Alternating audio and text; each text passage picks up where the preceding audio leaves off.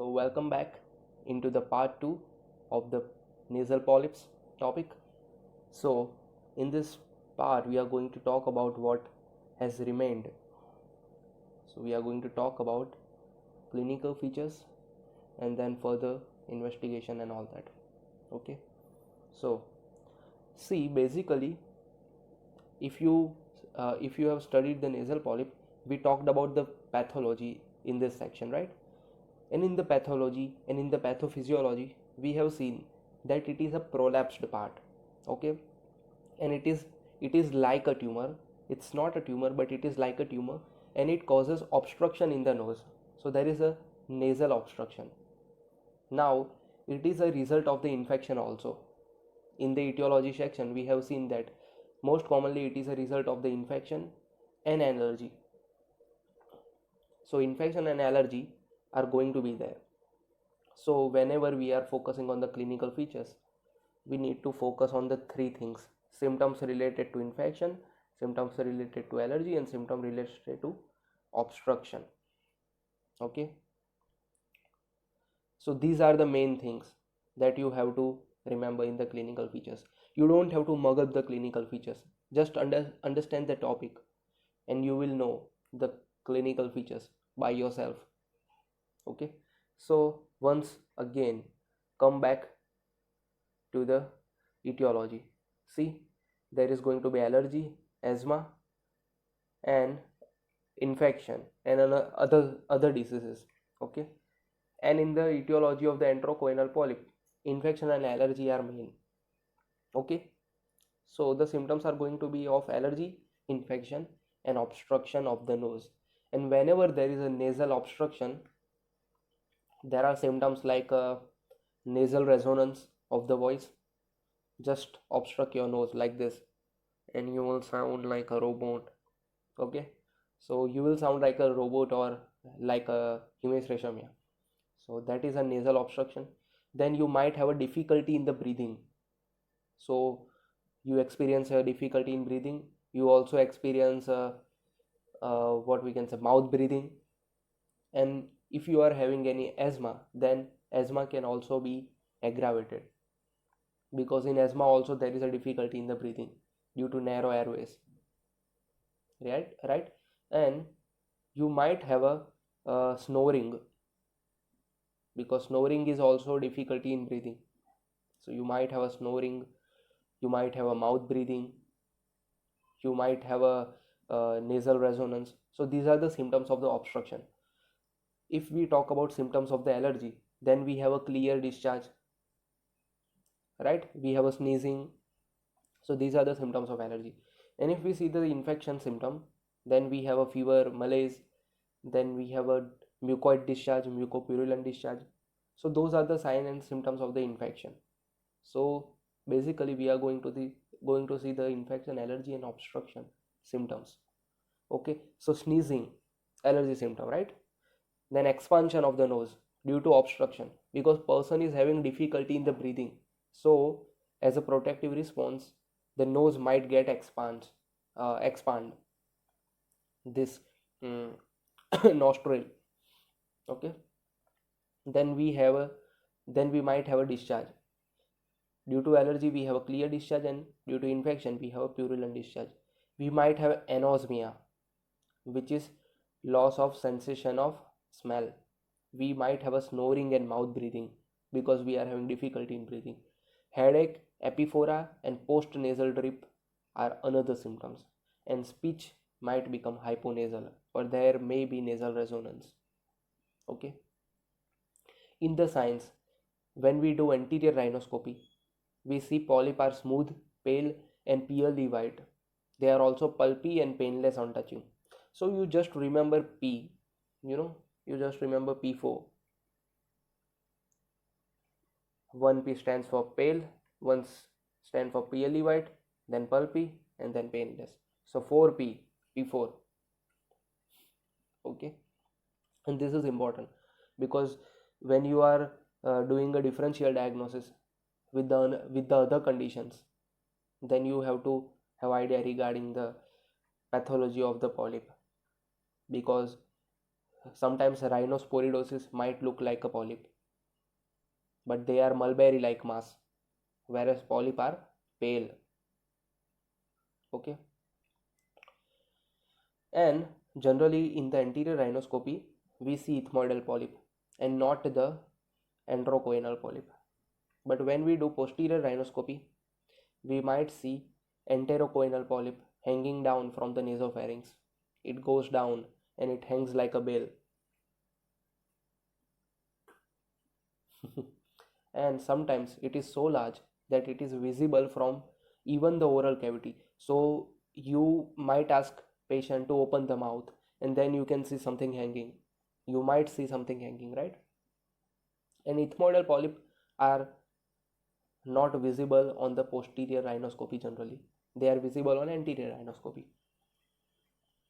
Now investigation. Radiographical investigations are important. With the radiographical investigation, you can see the opacity in the sinus and also opacity in the nose, because uh, in the case of ethmoidal polyps block the nose. So with the blocking, you can see the opacity. Okay, you can see the haziness.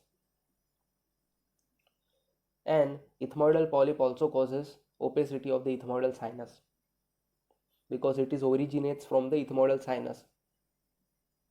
An enterocoenal polyp which originates from the maxillary sinus causes maxillary sinus opacity, and sometimes a soft tissue shadow is seen.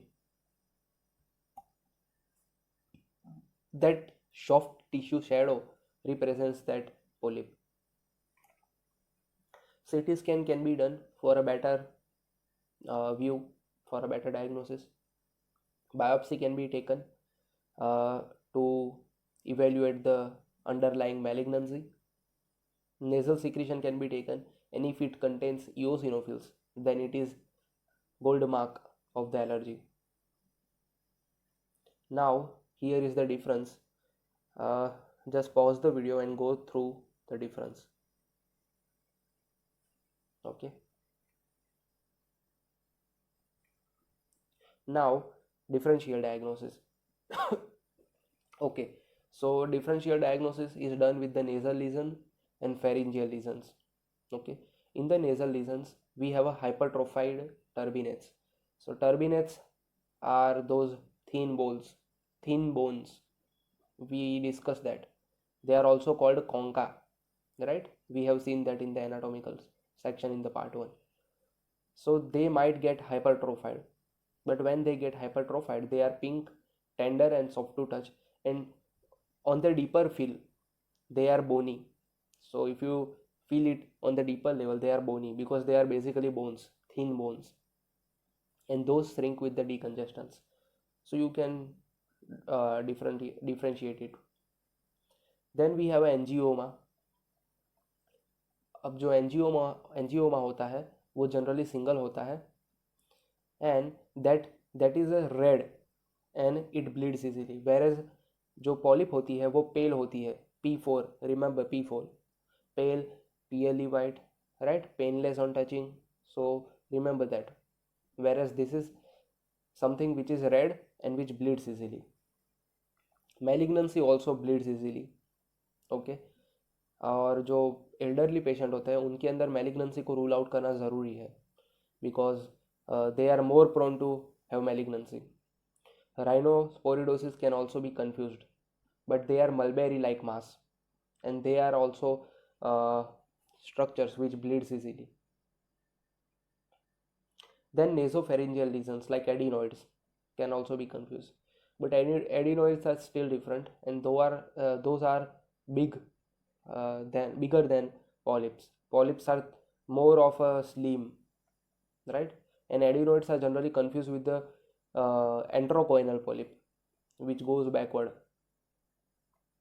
Nasopharyngeal angiofibroma can also be confused, but there is a bleeding, and nasopharyngeal malignancy can also be confused.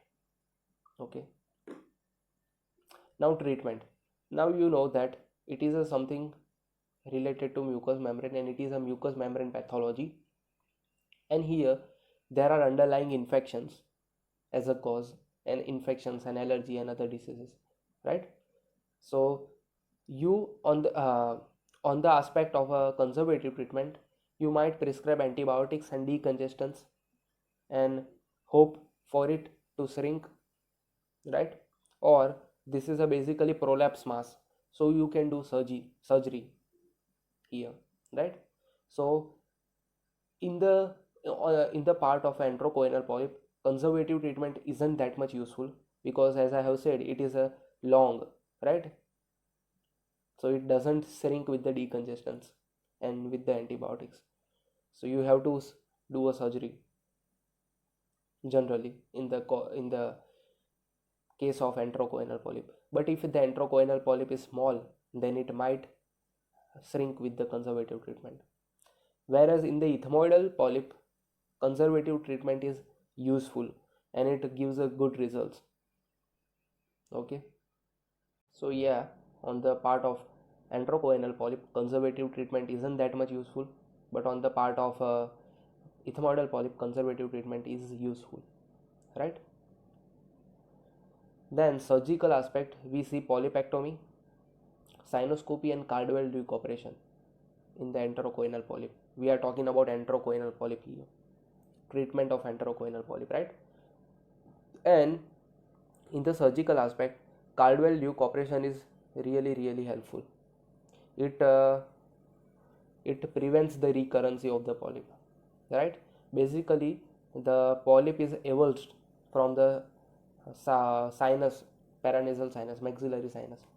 So there is lot what I would say, there are so less chances of the recurrence. You can also do polypectomy surgery, in which polyp is jerked out, it is avulsed, right? Sinoscopic surgery can also be done, but those surgeries are not that much useful. Caldwell Duke operation is more of useful, right? In the ethmoidal polyp, you can prescribe antihistaminic, antibiotics, and steroids and decongestants, and hope that polyp would shrink. And this treatment is somewhat useful, but if the polyp doesn't resolve, then you can do surgery like polypectomy, ethmoidectomy, and sinoscopy. Here also, polypectomy surgery is regarded as good surgery, whereas ethmoidectomy and sinoscopic surgery aren't that much useful. Okay, so yeah, that was it. Thank you so much for watching this video, and please subscribe to my channel, and you can do all other things also to support me. Thank you so much.